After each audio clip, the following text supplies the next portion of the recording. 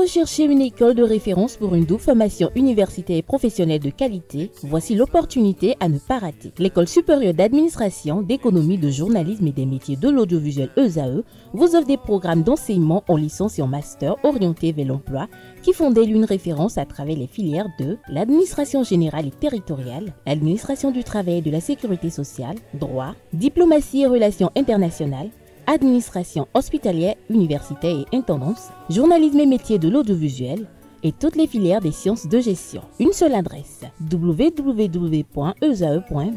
Rendez-vous dès maintenant sur nos campus ESAE Bedjromende au numéro 90 93 65 21 ou au numéro 98 98 14 00. Paracourt sur le numéro 52 46 12 12.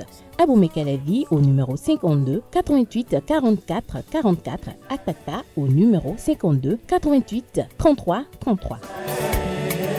ESAE, l'excellence à un nom.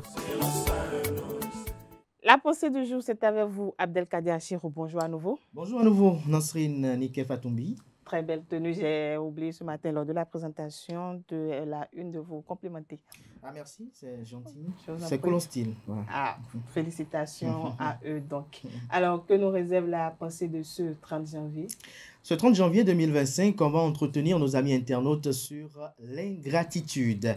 Alors, chers amis internautes, retenez pour ce jour que l'ingratitude est l'infamie des âmes basses, l'apanage des cœurs taris par l'orgueil et l'oubli. Il est la marque des âmes pauvres, le vice de ceux qui oublient d'où ils viennent dès qu'ils touchent le sommet. Il arrive que celui que l'on a soutenu, protégé et élevé se retourne contre nous avec une violence d'autant plus cruelle qu'elle s'abreuve de notre propre générosité.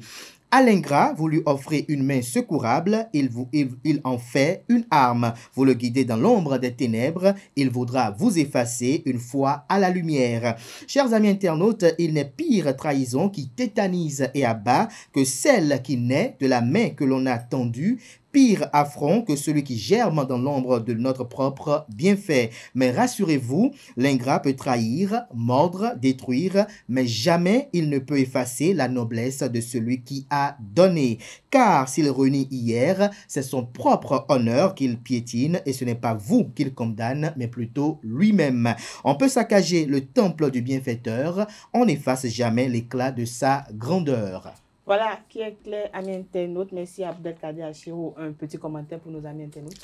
Le petit commentaire pour nos amis internautes, c'est de faire observer que quand on parle d'ingratitude, on parle également de gratitude, on parle également de reconnaissance et que donc toute personne ingrate est toute personne qui n'est pas reconnaissante, qui n'est pas éprise de gratitude, qui n'a pas la gratitude dans son code de vie associatif. Et donc ce qui amène les gens souvent à être des ingrats, il y a des patentés ingrats aussi, il y a ces personnes-là qui font de l'ingratitude le lit de leur navigation dans les relations humaines. Ce sont ces personnes-là qui parfois vous disent que qu'est-ce que vous avez fait réellement pour eux.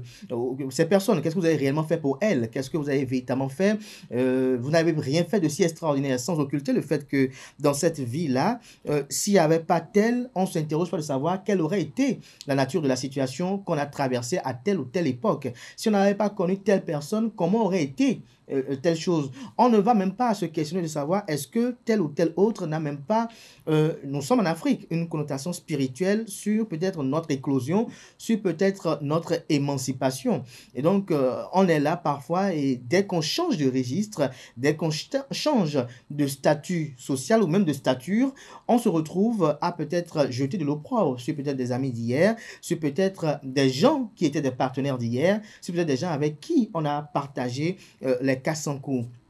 Et si vous me le permettez si bien, parce que c'est une inspiration qui m'est venue précisément ce matin lorsque je venais au boulot et je vais la reprendre à nos amis internautes, je disais « L'ingratitude est l'infamie des âmes basses, l'apanage des cœurs taris par l'orgueil et l'oubli. Elle est la marque des âmes pauvres, le vice de ceux qui oublient d'où ils viennent dès qu'ils touchent le sommet. Il arrive que celui que l'on a soutenu, protégé et élevé se retourne contre nous avec une violence d'autant plus cruel qu'elle s'abreuve de notre propre générosité. À l'ingrat, vous lui offrez une main secourable, il en fait une arme. Vous le guidez dans l'ombre des ténèbres, il voudra vous effacer une fois à la lumière. Chers amis internautes, il n'est pire trahison qui tétanise et abat que celle qui naît de la main que l'on a tendue, pire affront que celui qui germe dans l'ombre de notre propre bienfait. Mais rassurez-vous, l'ingrat peut trahir, mordre, détruire, mais jamais il ne peut effacer la noblesse de celui qui a donné. Car s'il renie hier, c'est son propre honneur qu'il piétine, et ce n'est pas vous qu'il condamne, mais plutôt lui-même. On peut saccager le temple du bienfaiteur, on n'efface jamais l'éclat de sa grandeur. Merci une fois encore, Abdelkader Achero, pour cette pensée pleine de leçons. À présent, on passe au bulletin matinal d'information et à la page des sports.